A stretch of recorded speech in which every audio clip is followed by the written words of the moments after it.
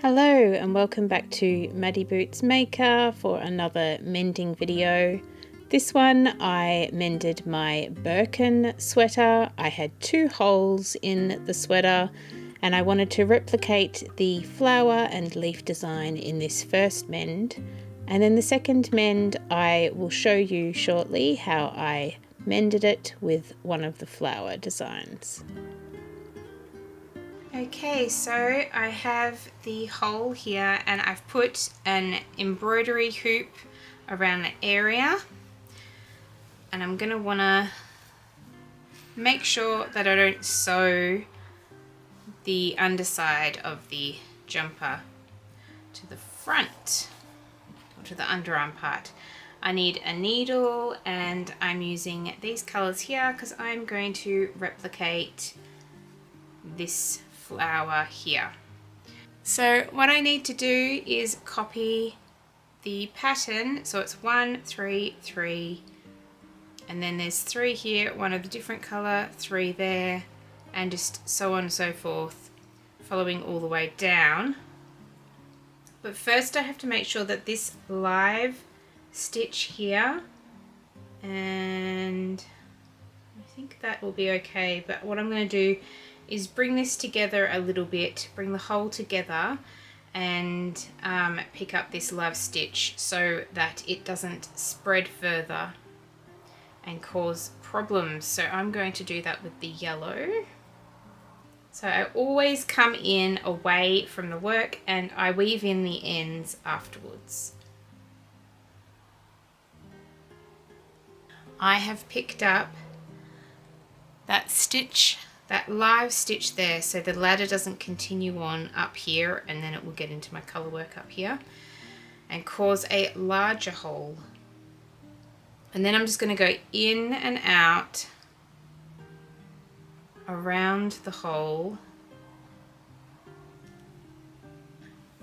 This is what I do with all mends like this. I just want to make sure that nothing is going to get bigger. So I'm just picking up the stitches and making sure the hole doesn't get any bigger. Oh, and there we go. I've brought the work closer. There's no more hole there. Alright, and now we are going to do the flower. There we go, I've pulled it a little bit more. Okay, I'm going to start in this hole here and I'm just going to do some duplicate stitching. So I'm just going to replicate the upside down V of that part, and then we've got 3 after that. So I just want to come in on the stitch below. So that is an upside down V, that's the first one, and then I'm going to do the second one,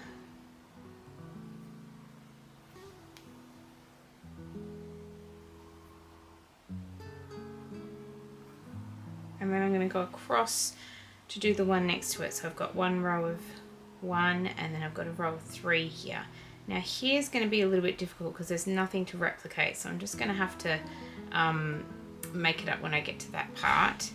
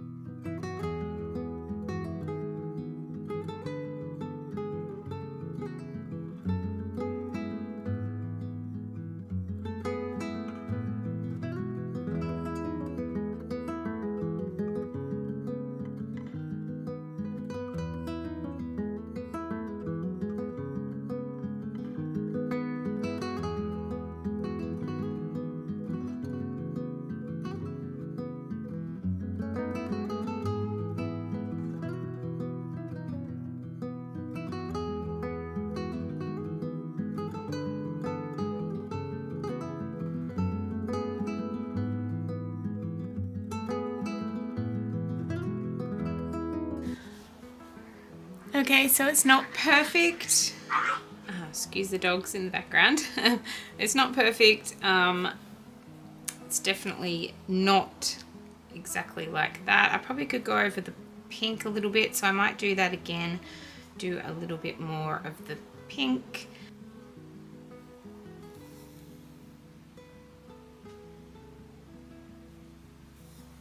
So I've just gone over the pink. There's a little bit of grey here. I'm pretty happy with that, considering it's going to be under my arm anyway, and you're not really going to see it very much. It's not as neat and tidy as this mend. This one worked out much better than the one I've just done.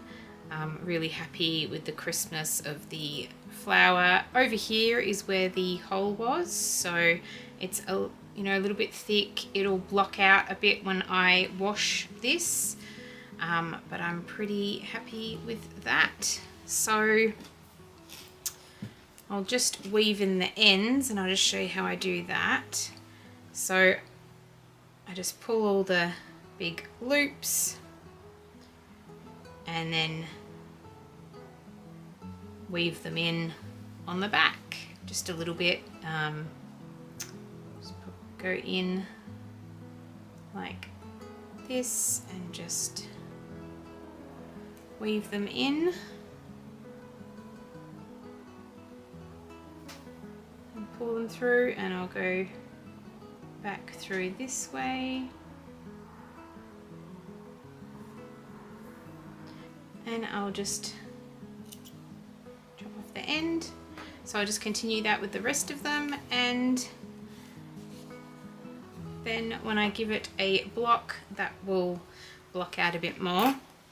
So this part is on the front of the sweater, so it's just going to sit below the yoke there. And this one here, it will be visible on the back of my underarm, so it probably won't be very visible.